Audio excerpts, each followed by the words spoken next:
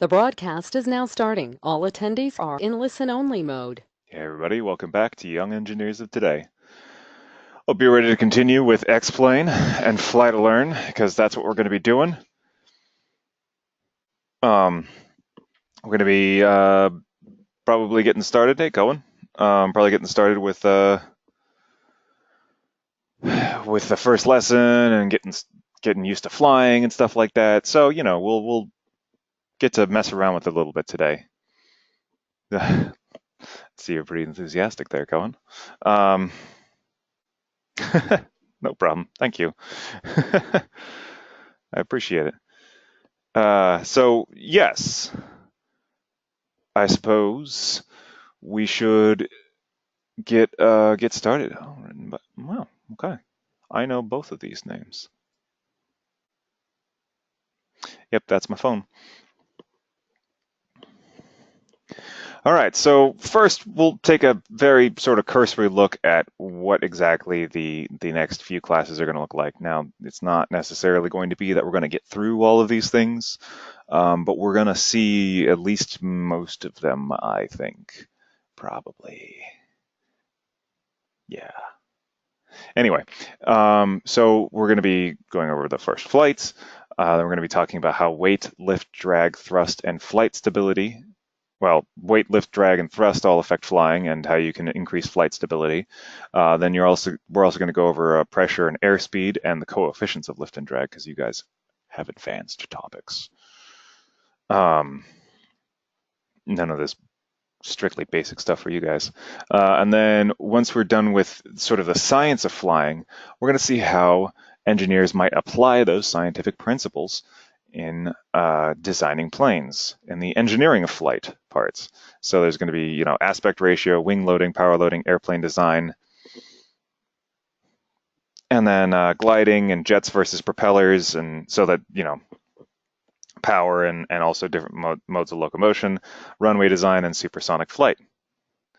So we're going to start with first flight. Pretty straightforward.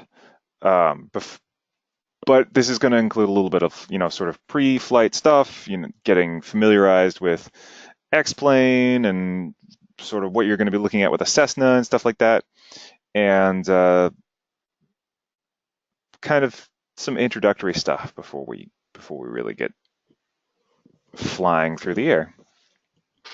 So before you can take off, you will need to learn a little more about how to set up the right flight conditions for a new pilot. Then you will learn about airplane instruments, techniques for taking off, and how to change views of the airplane while flying. So, just basic stuff. After you have a good grasp on flying, you will run different trials to learn how airspeed and altitude are related. So before flying an X-plane, please read through this handout and watch the corresponding videos, blah, blah, blah. We're not really going to do the videos because the class is essentially the same thing as what the videos are intended to do. You can always rewatch the videos if you need a helping hand. Yes, so here's the dealio. The download link? Yeah, sure. Oh boy, hold on 1 second. Will I get that back? Whoop.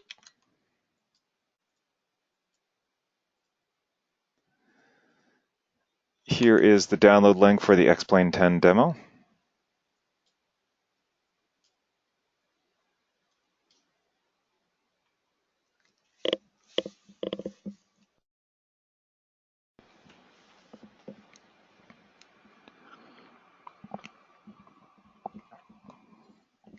No problem. Sorry, I forgot to mute. So yes, it's important to take into consideration the aircraft, the airport, and the weather conditions for your first flight. All of these things can sort of all be factors in how difficult your flight is. Certain planes are easier to fly than others. Certain airports are easier to take off from and land at than others. And certain weather conditions are easier to fly in than others. All these things might seem pretty basic, but sometimes it's kind of remarkable to see exactly how much of a difference it can make. For instance,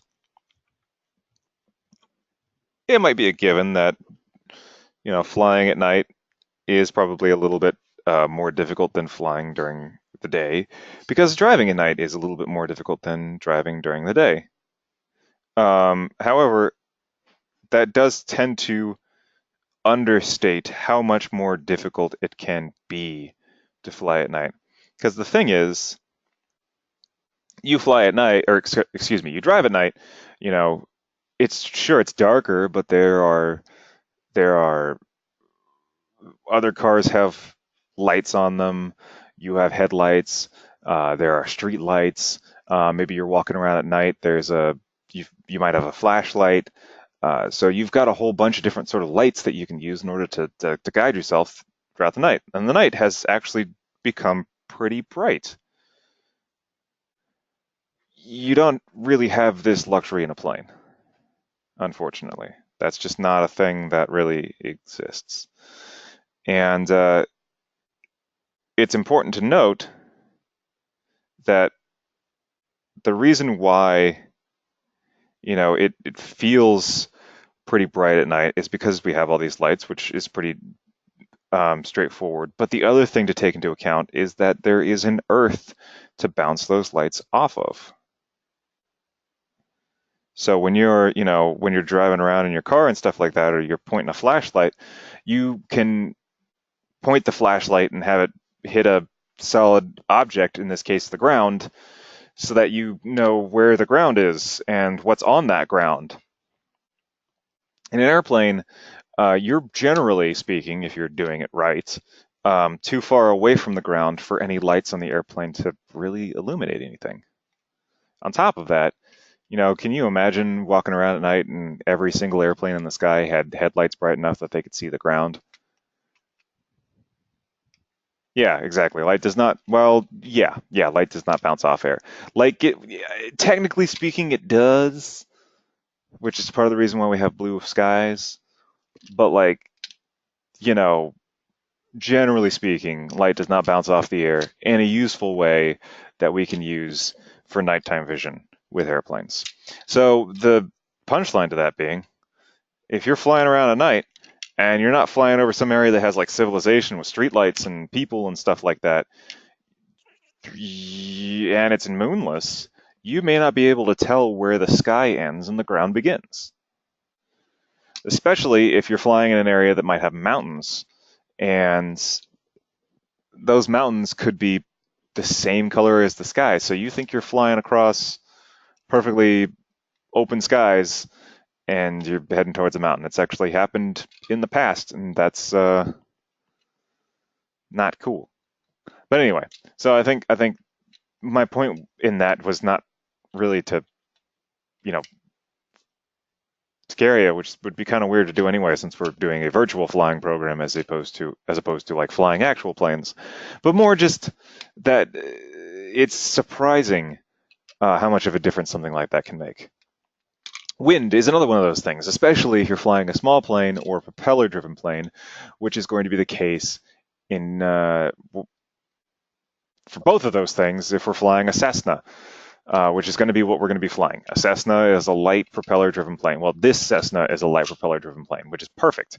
It's easy. It's a good starter plane. However, it makes a paper airplane look like a lead weight as far as being affected by the wind is concerned. Obviously hyperbole, but let's roll with it. And that's the other thing is how many of you, show of hands, are trying to have your learner's permit or your driver's license, or you've been doing initial driving and stuff like that in order to. Have you guys been? Yeah, exactly. And also, it's happened to a lot of people, so it's really bad. Have any of you guys been driving in the past couple of days with all the wind and everything like that? Same difference. Mountains, clouds. So, how many of you have been driving in the wind, and then your car catches a cross breeze, and then you can actually feel in the steering wheel the car get pulled to the side by the wind, and you have to kind of fight a little bit.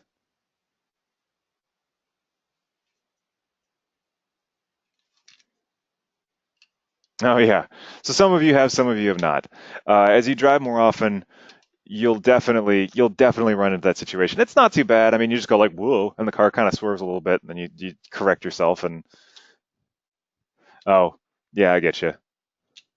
Yeah, my left arrow key for a while was acting up as well until I just hit it a bunch, and then it started working again.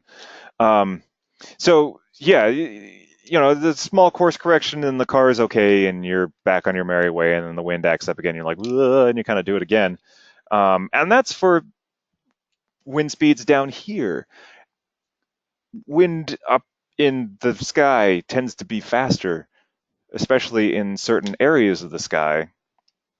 On top of that, one of the saving graces that you have in your car is friction. Your car has all four wheels, presumably, unless you're doing some sweet stunts on the ground.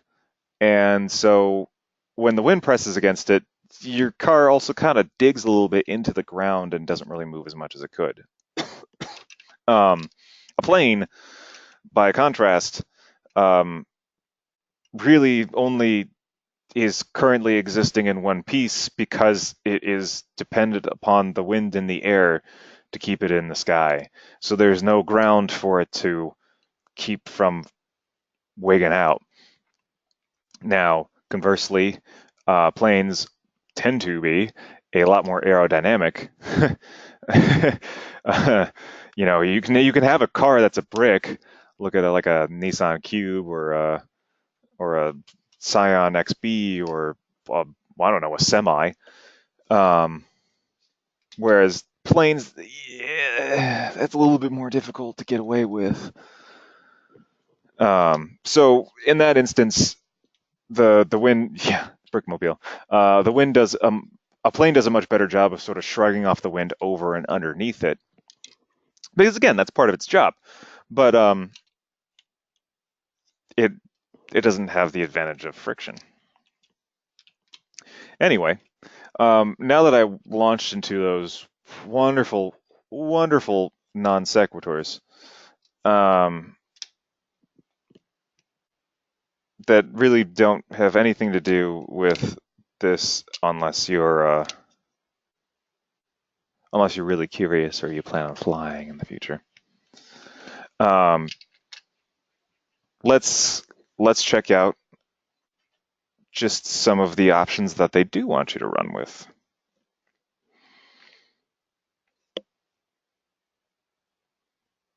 Oh, nice. Excellent. Yeah, that's one of those things I'd like to do. I'd like to do. I may have muted myself.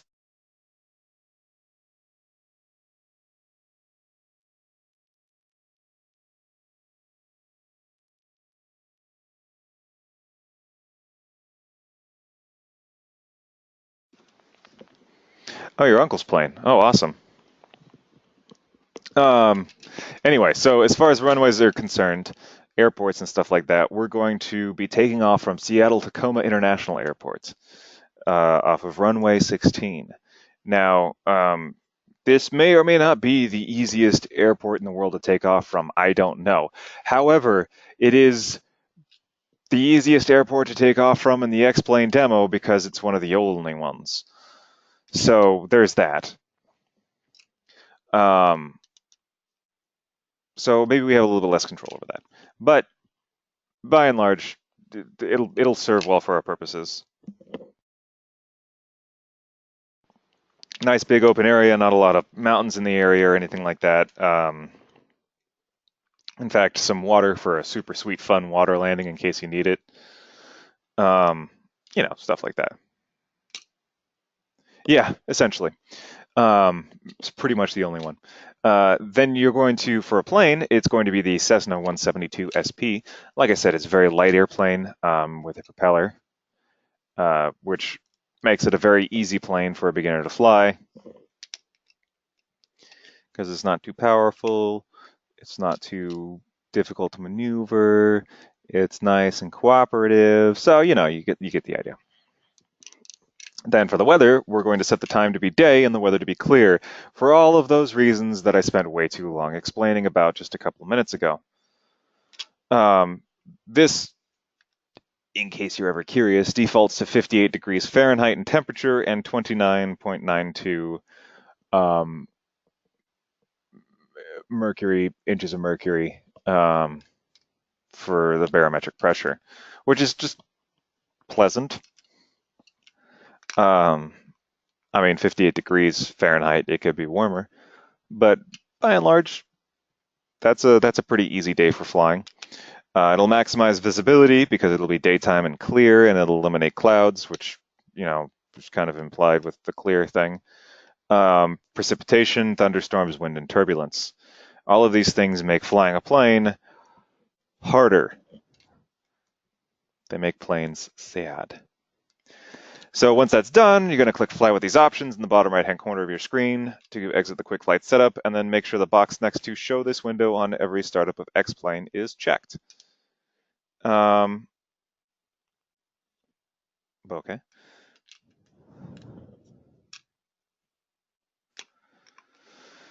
So let's go ahead and do that right now. I'm going to go ahead and get X-Plane started up. I'm going to run the demo. And it's going to take its sweet time getting started up because it likes to do that. So I probably should have done this like 5 minutes ago. Oh well. Oh, okay. First time startup is much longer than subsequent startups. So as you can see, Seattle Tacoma International, Cessna 172 SP, which is listed under General Aviation. I believe by default, I don't know if there's a default, but mine defaulted to the 747. There's also C-130, KC-10. The plane, I believe that's the plane that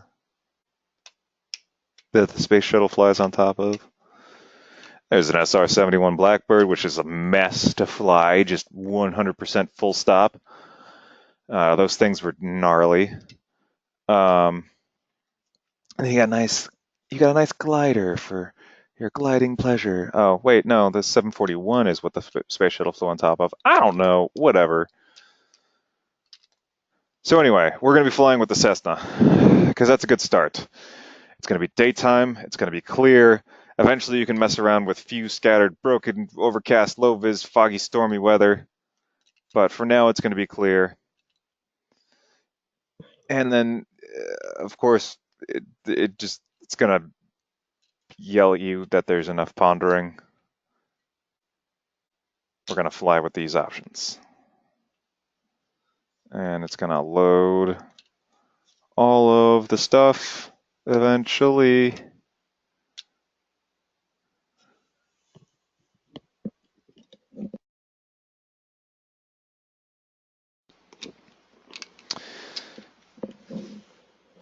One of the things that I want to preach with X-Plane in particular is patience. This thing is a pretty hefty beast. It takes a while to load all the stuff in it. And so for that reason, it can seem like sometimes it's hung up. But usually it's just, like it says up at the top there, not responding. This was the thing that I was explaining to the middle school class. As it's loading resources, one of the more common things to do as a program is loading resources is to basically just lock the thread that it's working on. But one of the ways that the operating system will pull a program to make sure that it's running okay is, well, it'll pull it. It'll just sort of poke it with commands. Hey, you still there? Hey, you still there? Hey, is everything okay? You gotta request to update your interface. Did it work? And if it's not responding to those polls, then it'll kick back this not responding message, and it'll say, hey, I'm pretty sure this thing is broken. Point being, that's not necessarily the case. As you can see, it is now responding again, and then it went back to not responding. So if it says not responding, just give it some time, and then eventually it'll figure its life out. Thank you, X-Plane, for just proving my point beautifully. So anyway, let's take a look at what we got here, because we got stuff. We got stuff for days. What is all of this stuff? Well, okay. So we've got an airspeed indicator. This lets you know how fast you're going, which is, oh, my screen was paused. I don't know why my screen was paused. Hey, okay, so this lets you know how fast you're going in knots. And and then you've also got the attitude indicator right here. So the attitude indicator is an interesting little thing. I mean, if you've ever seen like, you know, suspense movies or drama movies or something like that, where the dude's flying the plane and this little ball here is just kind of like having a field day and rolling around and flipping out and going nuts. That's bad. That shouldn't be happening, because what this does is this gives you an indication of how the nose of your plane is facing. If we were to be flying the plane and we were to tilt the plane up towards the sky, more of the blue part of the ball would show. If we were to tilt the plane down towards the ground, more of the brown part of the ball would show. It's sort of like a very simplified horizon. So the brown part represents the ground and the blue part represents the sky. If you're seeing all blue or all brown and you don't intend to, that's not good. All brown means you're heading towards the ground, like straight down. All blue means you're heading straight up, which means that you can bleed off too much speed and then your plane can stall and then you would start falling. Because planes depend on a certain amount of speed in order to fly. Anyway, point being, this will let you know if that's happening. It'll also let you know if you're rolling from one side to the other, because this will tilt appropriately. You'll get like a nice little tilt in it. And that's what these lines on the outside edge are for. The idea with those is the lines in the ball, they all move. The lines on the ring do not. So if you ever want to be certain that you are in fact flying level, what you want to do is you want to make sure that the line on the ball matches up with the two lines on the rings at the 9 and 3 o'clock position. Once those line up, you know that your plane is facing perfectly level.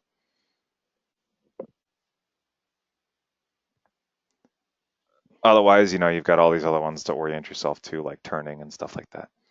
Anyway, next you've got your altimeter.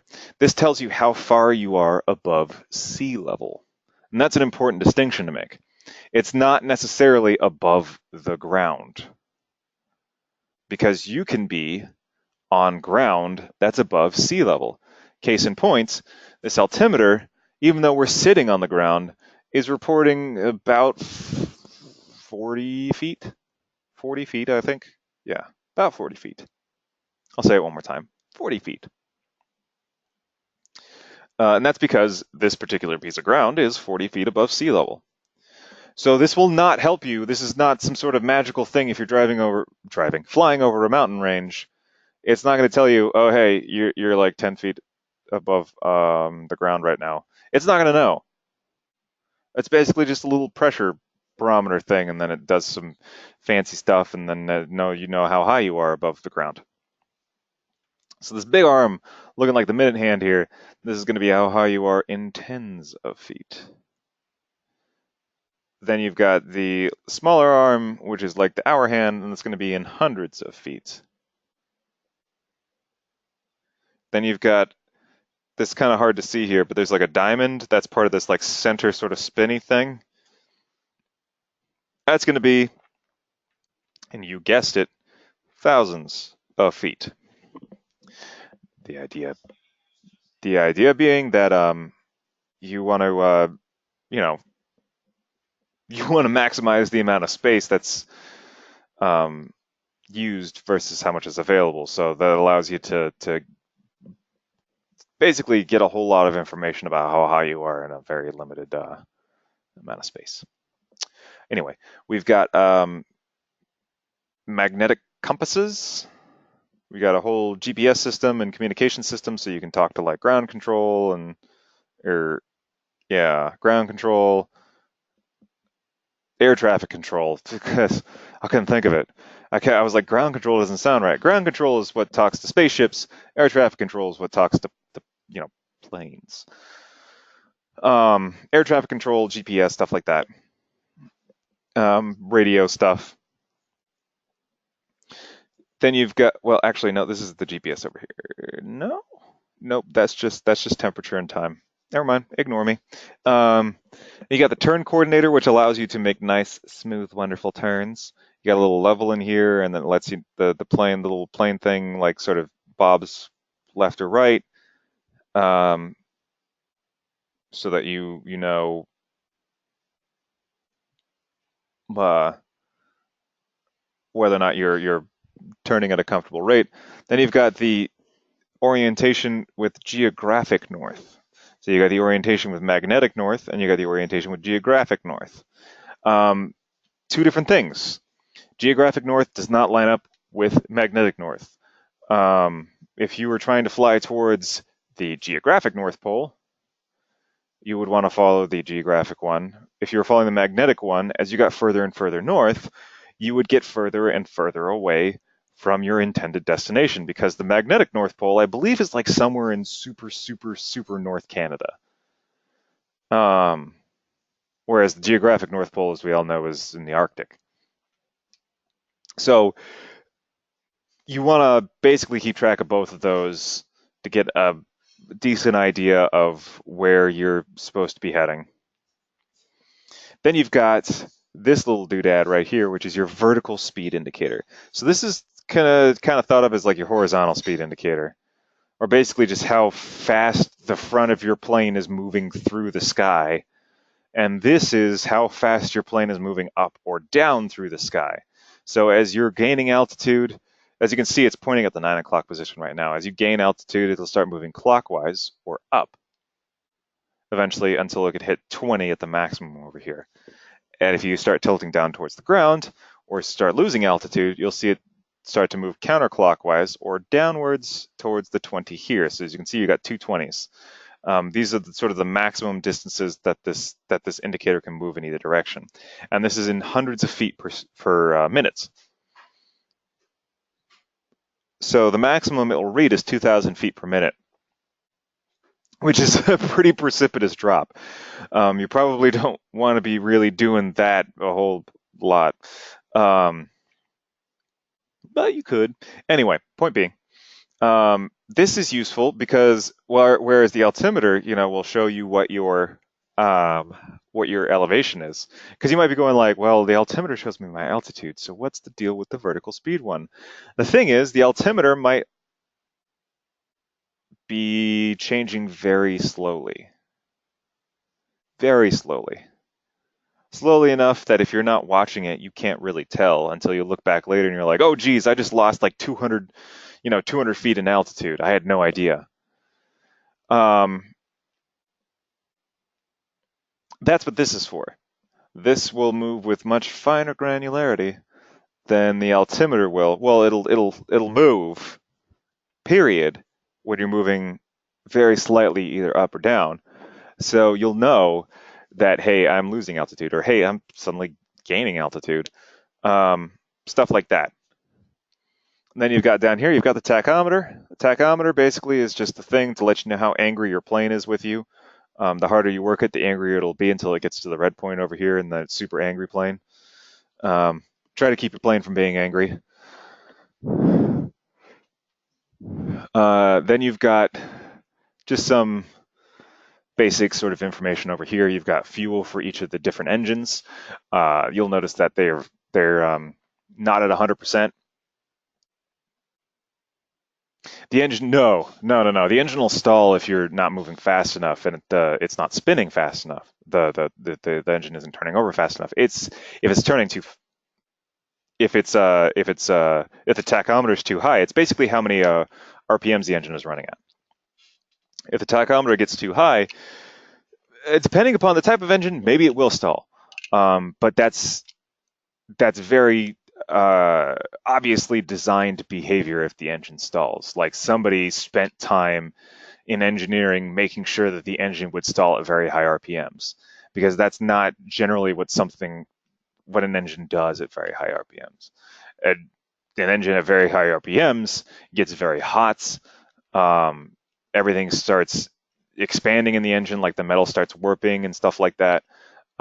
You'll start to crack the engine block in really bad situations. In really old engines, like there was an auto shop at my high school, and I didn't actually take it because I had so many other things going on in my life at the time, but I had friends who did, and so they tell me stories about how that they'd pick up an old like 1998 Eclipse, and it had like a super messed up engine block, and they'd redline it to see how well it could do, just to see what would happen. In one particular situation, one of the pistons punched through the uh, the top of the engine because it was in such poor shape, and that's bad. If that happens on a plane while it's in the air, that's even worse. Granted, if that happens on a plane while it's in the air, that plane shouldn't be flying, period. But that would be really super duper bad.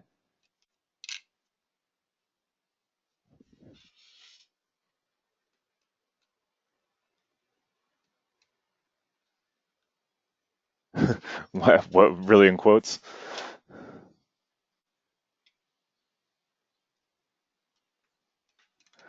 Um, but yeah, so the tachometer just lets you know, like, basically how hard the engine is working. The fuel tanks over here on the side, you'll notice they're not 100% full. That's not necessarily uncommon for planes. Who knows? Maybe as we unpause it, it might, we might watch the, yeah, I know. Okay, no, we don't. Um, I was going to say it's possible we might have seen it fill up more as like the sort of the buoys in the fuel tank or whatever the indicators. Probably not those. They're probably weight based.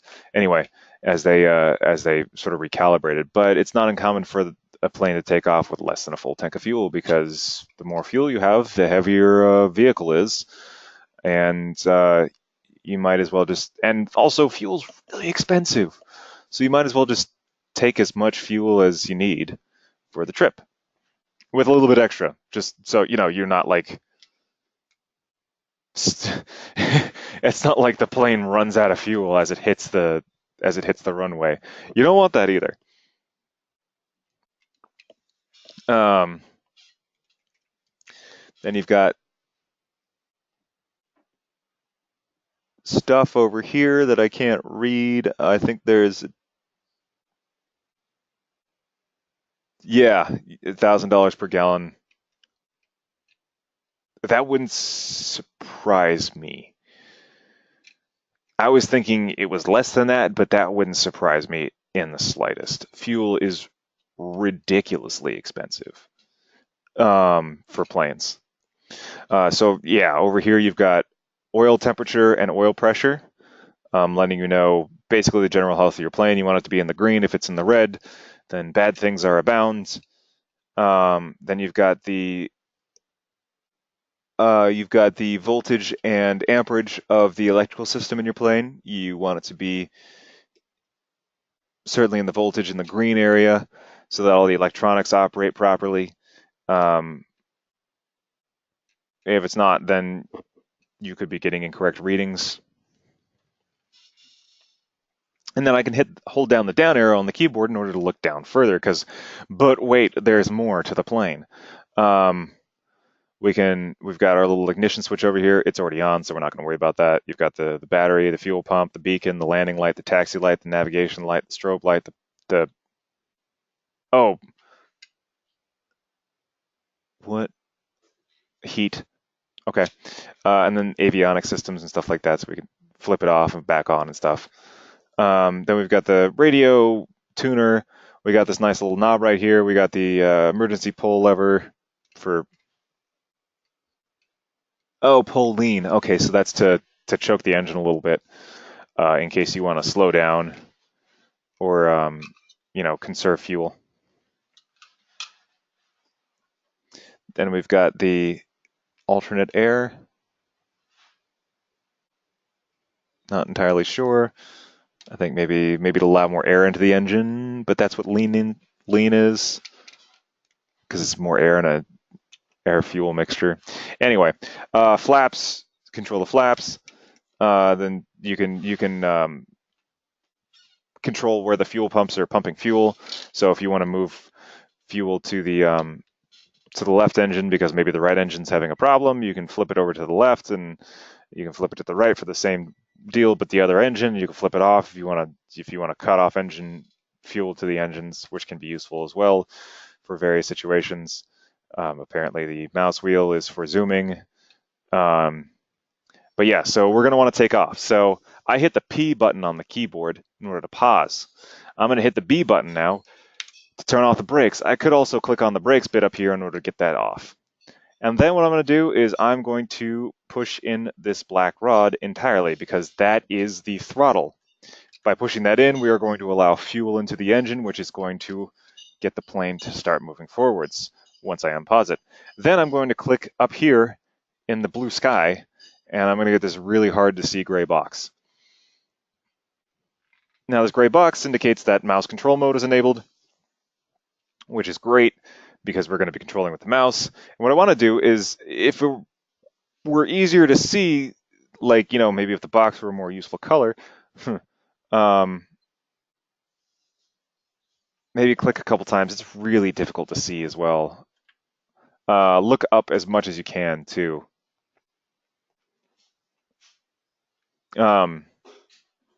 But in the middle of the gray box, there is a gray crosshair or a gray plus sign.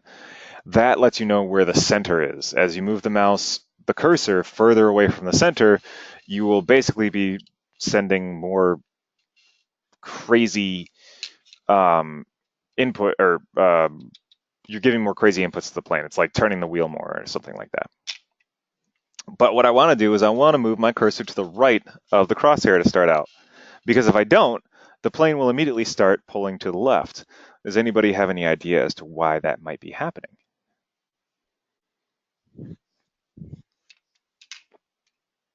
Not all planes are going to pull like that, but some planes will.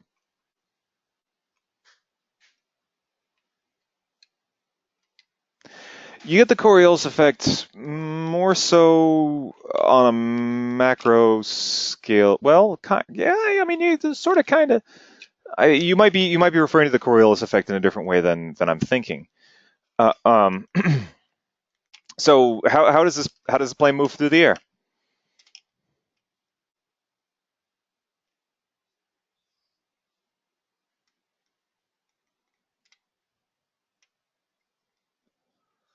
What is its primary means of forward motion, I guess is what I'm trying to get at.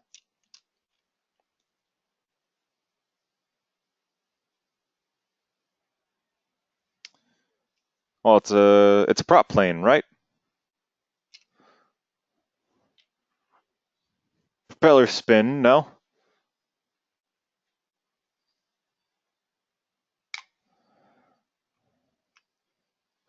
You ever spun a gyroscope and tried to balance it on your finger, or tried to turn a gyroscope while it's spinning and had difficulty doing it?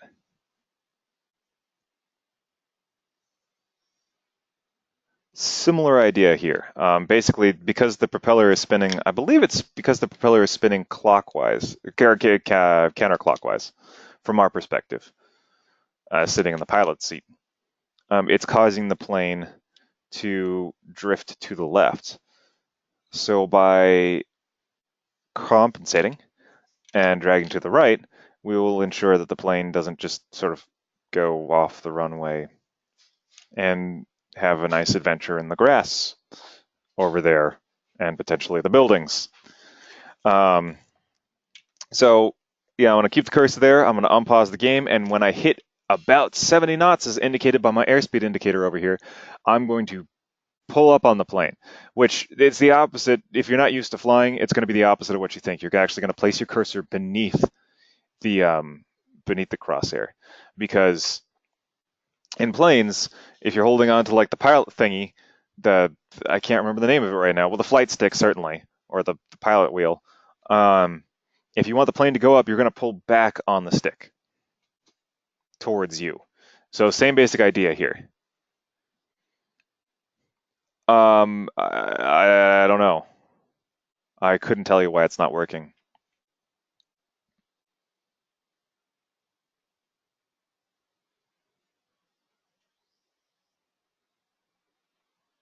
I don't think there's any reason why it shouldn't be.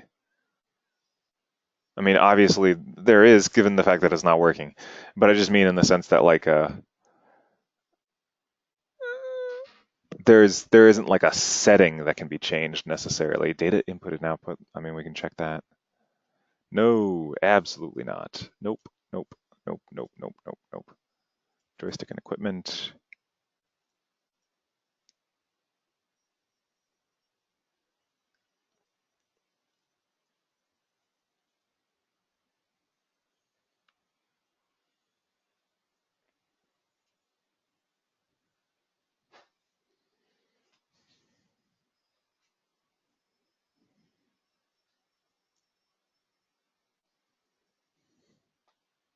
Hmm.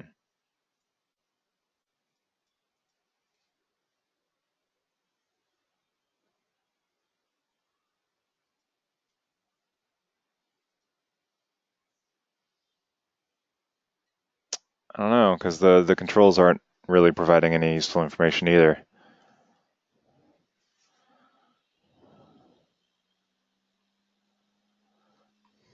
I hmm. Well, for everybody else, let's just head down the runway easy and then take off. Um, I'll have to look that up, Jean-Marc. See maybe why that's happening, because I couldn't tell you.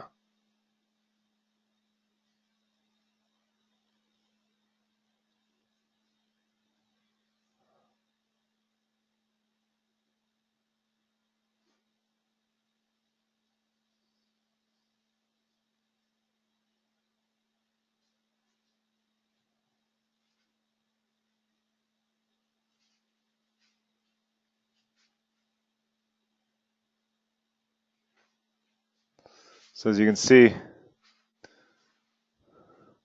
the airspeed indicator is currently flipping out, whereas I'm not seeing a whole lot of change in the altimeter. Holding steady at well, a little bit lower, a little bit lower. Holding steady at about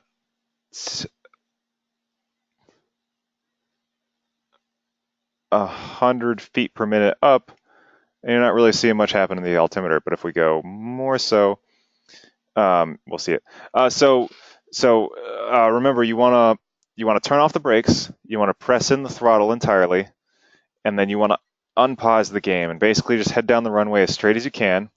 And as soon as you're hitting about 75 knots, so about 70 knots actually, about midway between the 60 and 70, just place your cursor below the crosshair, and the plane will start heading upwards.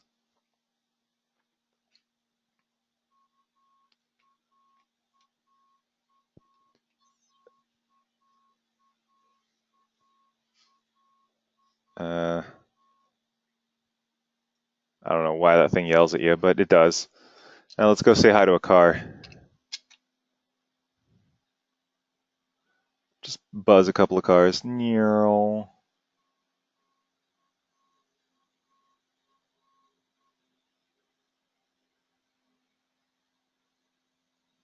Oh, that car just disappeared. Ghost car.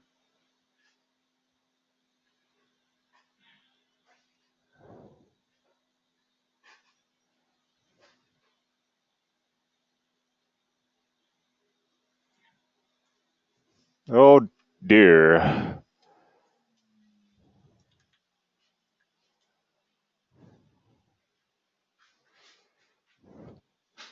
Let's see if we can't come in for a nice little emergency landing on a road. I am.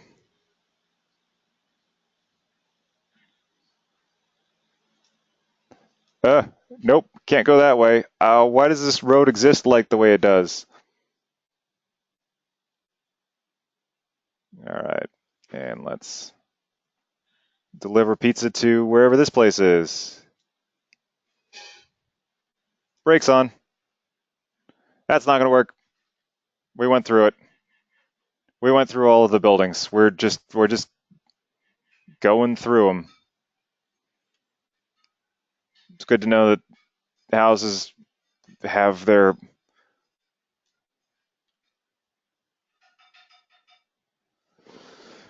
Um, you can reset by going up to File and then quick flight setup, and then just basically like set everything back up again. Well, to be fair, I probably wouldn't fly through random buildings in real life. Hey, look, there's a car. Hello, let's chase him.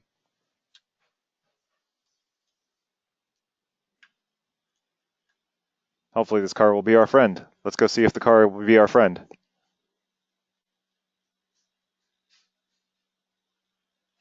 Oh my. Oh my. We're just, you know, doing a nice stroll through a park in our airplane.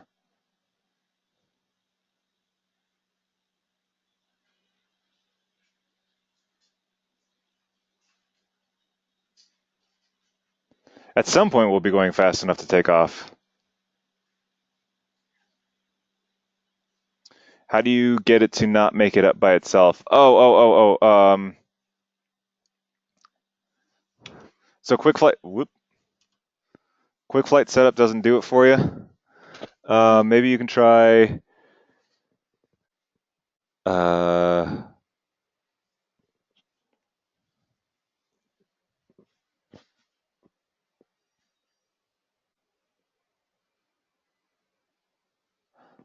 how do you get it to not make it up by itself when you give it gas? Uh,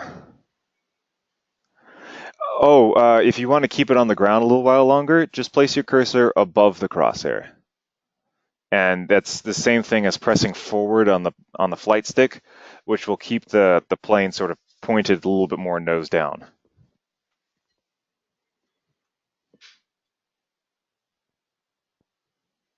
Let's do some sunset storm flying and a blackbird. Um, Interesting. Make sure that the brakes are off, though that shouldn't really do anything either.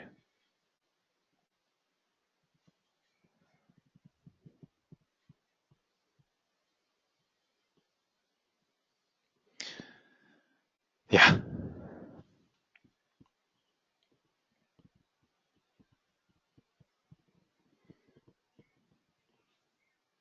My God, how did anybody fly in this thing?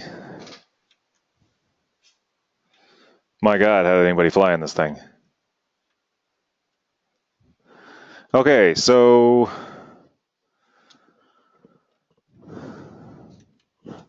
oh yeah, so you can look at the outside of the plane. Yep, that's me somehow in the ground. All right, so like any plane, there is a throttle somewhere. Test face heat, drag shoot. Okay.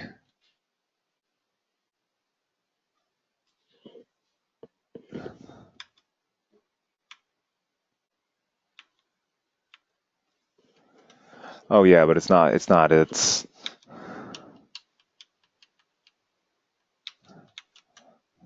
not a flight simulator then, now is it?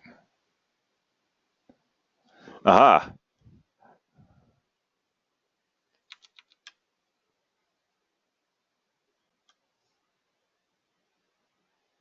So the landing lights are off. I think.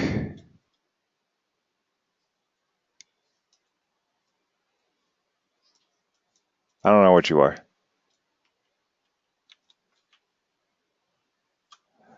Oh, you're just lights. You're lights. Okay.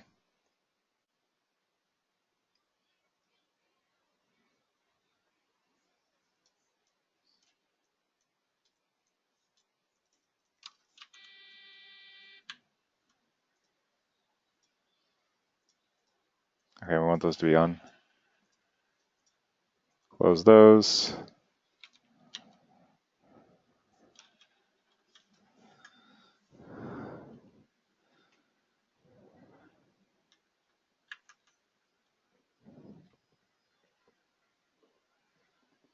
We don't want that.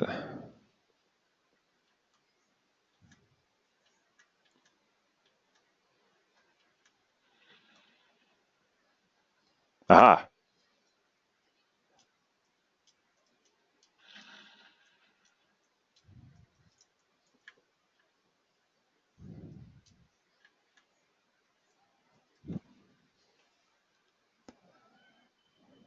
Or not.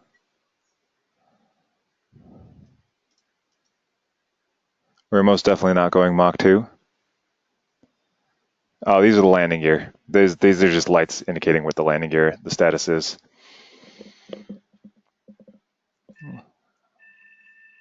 Okay. Let brakes are off.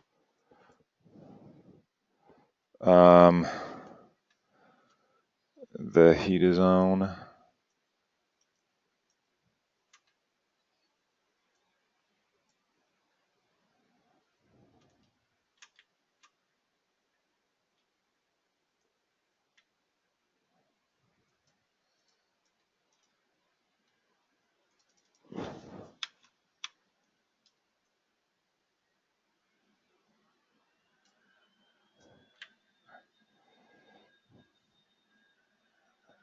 All right.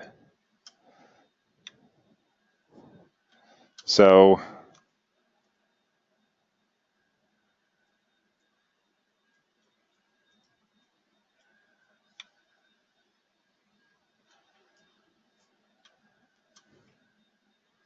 aha. Is that the That's the throttle. Well, it's fully up now.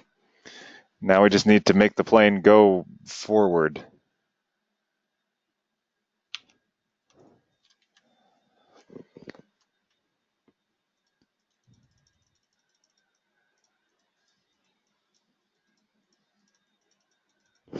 Hit B. Oh yeah. Oh dear. Oh my.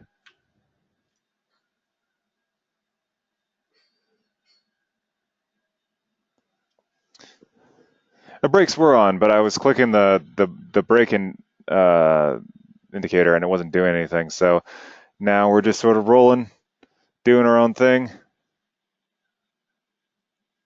I have no idea how fast I'm going.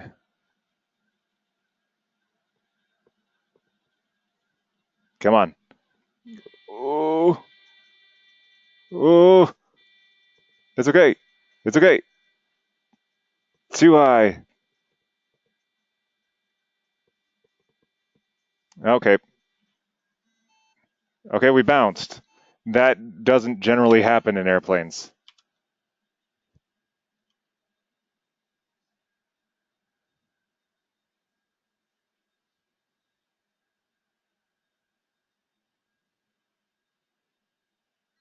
Come on. Yeah, we're just gonna fly through some more houses. It's cool.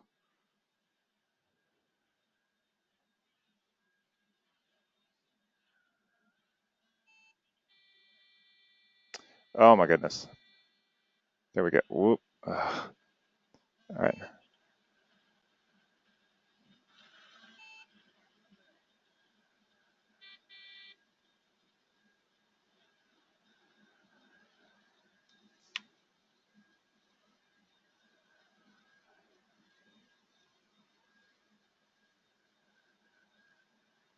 All right, we're keeping a good angle of attack.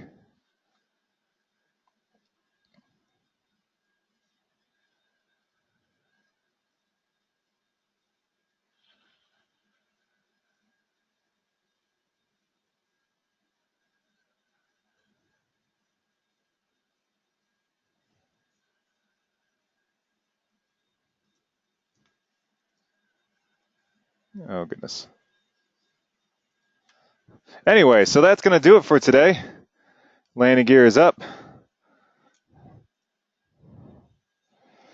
I'm gonna go ahead and say we'll skip the poll questions for today. If you have any questions, I'm here. Otherwise, you're more than welcome to head out and have a wonderful weekend.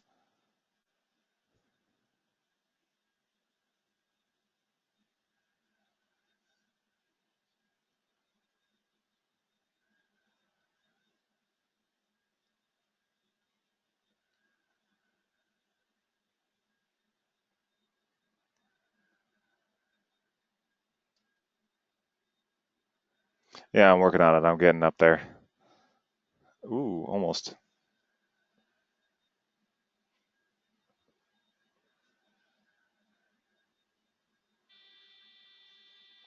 Okay.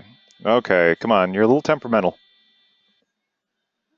Why aren't you cooperating with me, and why are you now upside down?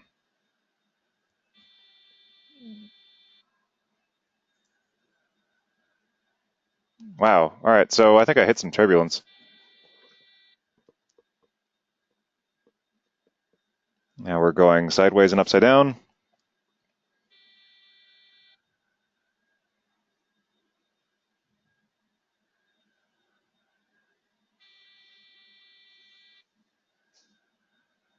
Hey, come on now. There's only so much I can do with a mouse, especially when it doesn't want to listen to me.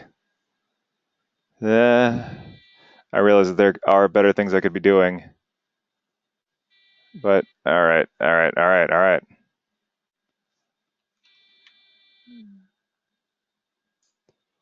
Here we go. So if we do this, and there we go. Goodbye.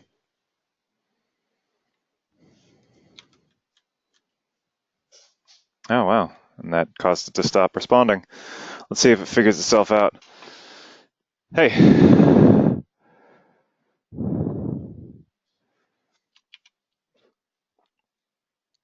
How's it going, Cohen? Why is this doing this? I don't actually have this on. It should not be spinning around this. Um, oh, well, I tend to keep that for after the class is over, like after the semester is over. So we'll revisit that at the end of the semester. How does that sound?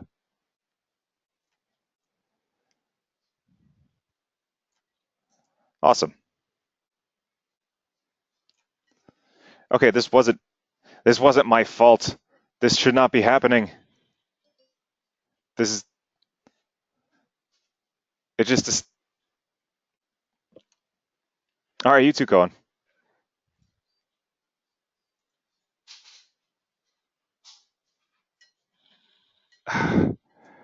It's just constantly pointing up and to the right. All right, see you later, Mateo.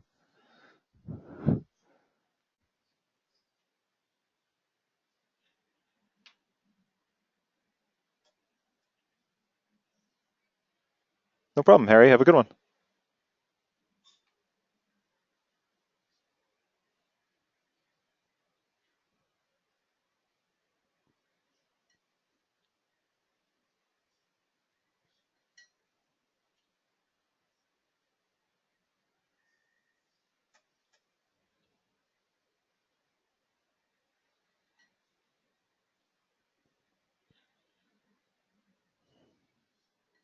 All right, no problem, Levi. See you later.